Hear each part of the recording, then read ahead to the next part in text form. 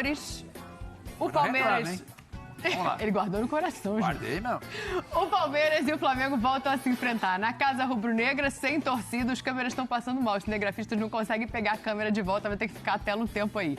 24 jogos do Flamengo, 14 vitórias, 6 empates e 4 derrotas. E do Palmeiras foram 27 jogos com 18 vitórias, 6 empates e 3 derrotas. O aproveitamento do Palmeiras é melhor e a gente tem vários recortes para fazer disso, né? O Flamengo tem ali uma mudança de treinador, o Palmeiras disputou um Mundial, ganhou outros títulos, a Recopa, o Paulista, o Flamengo perdeu a Supercopa e o Campeonato Carioca. E aí, Sormani, começou o Campeonato Brasileiro.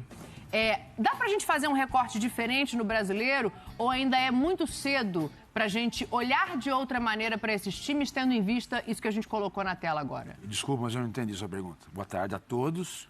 Boa tarde, Já Pedro, Facincani, devolveu de cara. Elias, Alfano, eu não entendi sua pergunta. Eu vou reformular para você, então. Faça isso. Dá pra gente usar esses números que apareceram na tela como parâmetro para comparar esses dois times, ou o brasileiro faz a gente mudar o viés para ter um recorte diferente?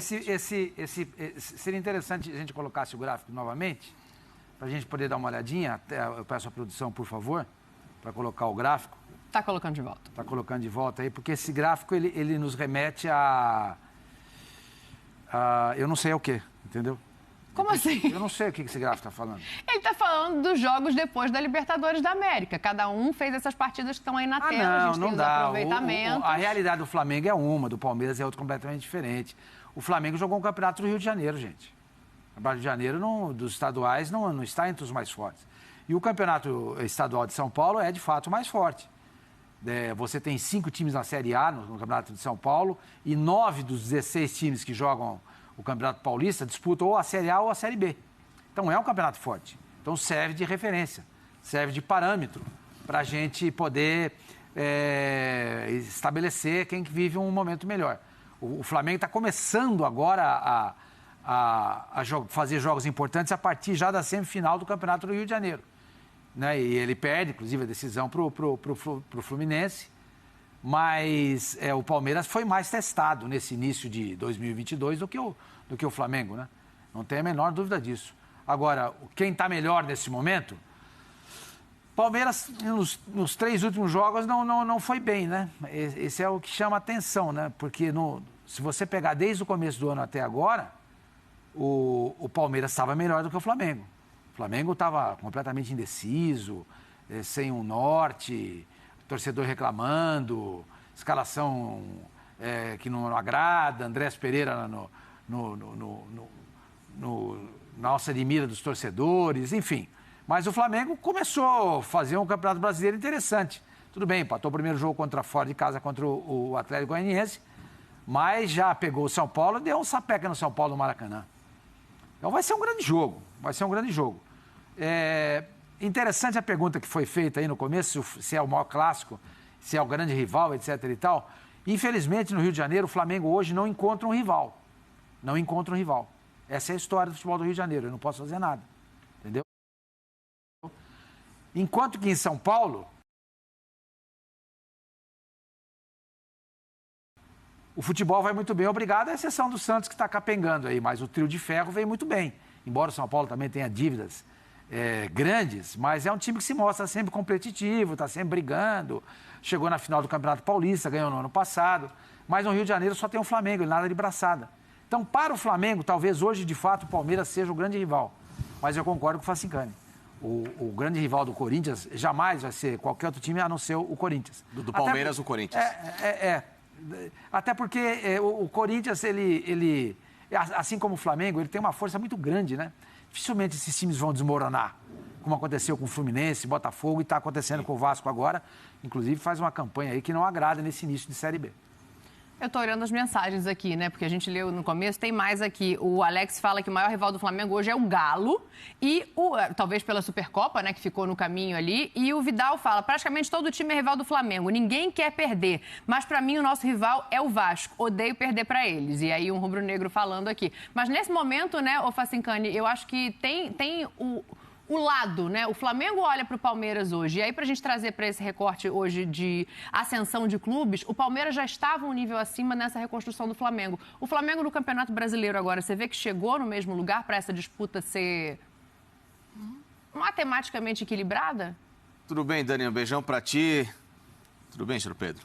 Bom, hoje, José Elias. Sim, eu estou, hoje, como eu falei para o Pedro dos Anjos, nosso gestor hoje, estou estrelado em homenagem a ele, que é cruzeirense. Né? Vai tá puxa-saco, mas vamos lá. Não, péssimo isso. Brincadeiras à parte, um abração pro Zé, pro nosso Martin Scorsese ali do outro lado, né? Sempre muito bem. Tá, melhorou, né? Eu fui bem. O quê? Martin Scorsese tá bom. Pra quem? Pra mim? Pro senhor. Tá bom. Ah, esquece isso. Toca o barco. Ele é bom. Toca o barco. Aportou barato. Vamos lá. Ele ficou bravo comigo. Muito. E em relação ao também o fã de esporte, é o seguinte. O momento do Campeonato Brasileiro, ele também se dá muito em relação ao que terminou a final da Libertadores do ano passado. Então, o tempero desse jogo tem muito a ver ainda com o que Palmeiras e Flamengo têm disputado recentemente. Eles disputam os principais títulos.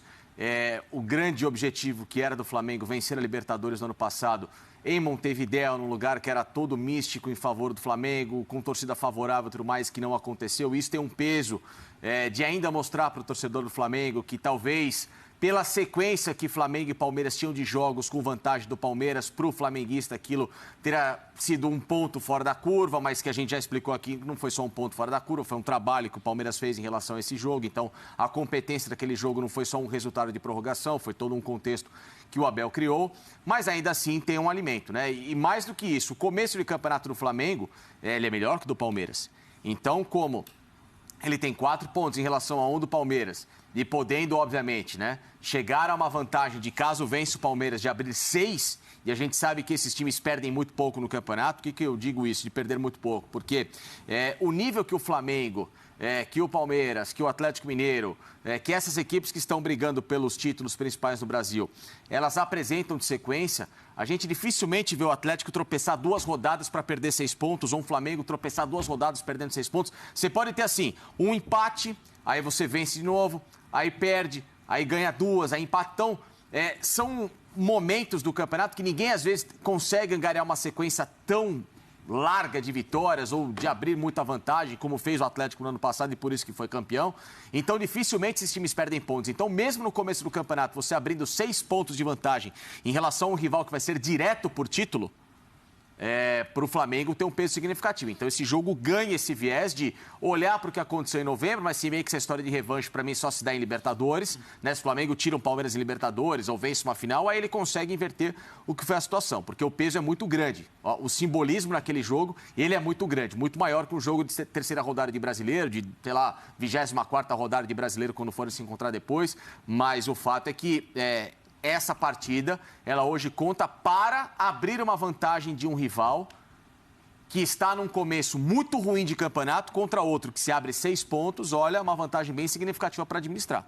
Mas é uma partida equilibrada, para botar vocês dois na roda aqui, quero ouvir também o Pedro, Zé, é uma partida equilibrada, a gente pode colocar assim? Muito. Principalmente olhando o ataque de um, a defesa do outro, a gente pode começar a destrinchar esses detalhes aqui também, né? Muito, Dani, muito. Eu acho que, não diria nem 2018, mas acho que de 2016 para cá, quando o Flamengo começa a estabilizar sua situação financeira e começa a fazer um investimento outro pontual, depois principalmente em 2018, aquela reta final, brincadeira de cheirinho, um ganha, o outro ganha em 2019, devolve, no caso, a provocação. Qualquer jogo envolvendo Palmeiras e Flamengo, ele será disputado. Você pode ter um Flamengo em viés de baixa, você pode ter um Palmeiras muito superior, ou você pode ter um Palmeiras tropeçando em Brasileiro e o Flamengo se recuperando. Qualquer cenário, de momento, ele acaba sendo equilibrado pela rivalidade construída ao longo dos últimos anos. São os 2 principais times da última, talvez, meia década do futebol brasileiro. O Atlético Mineiro agora tentando colocar a cabecinha ali, entrar na briga. O Corinthians vai ser sempre o grande rival do Palmeiras, o Vasco vai ser sempre o grande rival do Flamengo, só que você tem momentos do futebol nacional, rivalidades pontuais. A gente já teve um Atlético Mineiro e um Flamengo, a gente já teve um Corinthians, a gente comentava muito o Rincon da semana passada, aquele Sim. Corinthians, Vasco e Palmeiras do final da década de 90.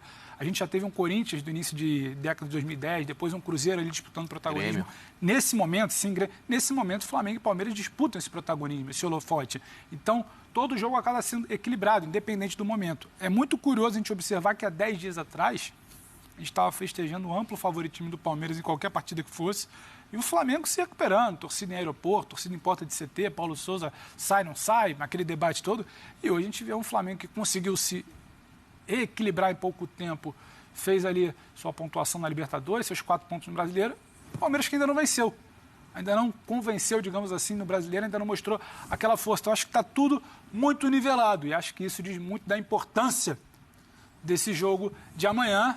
Se seu sorrisinho aí meia boca é o quê? Você está meio nervosa? Porque você é uma grande fã do futebol. É que eu tô pensando na expectativa que se cria em torno desse jogo, mas né? eu acho que Depois de não tem uma como ser final diferente. de Libertadores. Flamengo, Palmeiras e Atlético, qualquer duelo desses 3 times, a gente vai sempre tratar com esse peso de parece que é uma final Pedro, fora de hora. sabe o negócio que eu acho que estava pensando, por exemplo? Claro. Desde que o Flamengo monta esse timaço Desde 19 ali, né? de 2019. O que acontece? Ele ganha uma Libertadores, o Palmeiras ganha 2. Sim. E uma das Libertadores que o Palmeiras ganha do Flamengo é em cima do Flamengo. Então, o Palmeiras tem hoje, o Flamengo tem hoje o Palmeiras como uma pedra no sapato dele. O Palmeiras não. Então, por isso que eu acho que nesse momento ele é mais do que o Atlético. O Atlético, qual foi a decisão de Atlético e Flamengo? Não teve um embate assim entre eles, né? De acordo. Entende? Agora, o Palmeiras está medindo mais força com o Flamengo do que o Atlético. Talvez o Atlético conhece de repente daqui 2, 3 anos possa mudar. Mas eu acho que o desenho que se faz nesse momento agora é mais do Palmeiras com o Flamengo do que o Atlético com o Flamengo.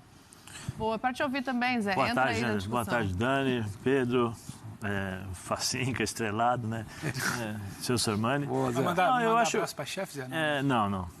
Eu acho que hoje nós temos uma rivalidade pontual em relação a Flamengo e Palmeiras, muito por conta daquilo que as duas equipes estão construindo. Né? Como o Pedro falou e foi feliz. Eu acho que existe uma rivalidade, sim, muito grande entre Atlético e Flamengo, por toda a história que existe entre essas duas equipes. 87, aquelas coisas todas lá.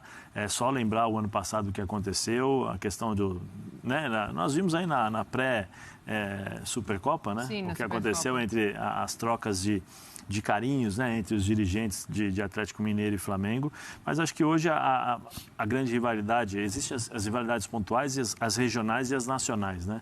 Essa rivalidade nacional entre Palmeiras e Flamengo, ela é muito grande. Ela é muito forte. Né?